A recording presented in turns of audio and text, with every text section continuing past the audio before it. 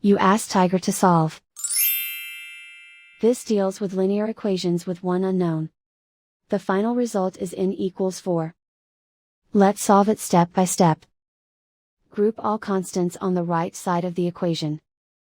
Subtract 5 from both sides. Group like terms. Simplify the arithmetic.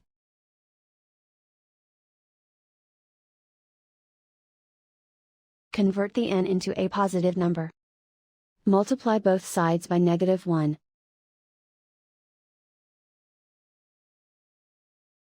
Remove the ones. Simplify the arithmetic. And so the final result is n equals 4.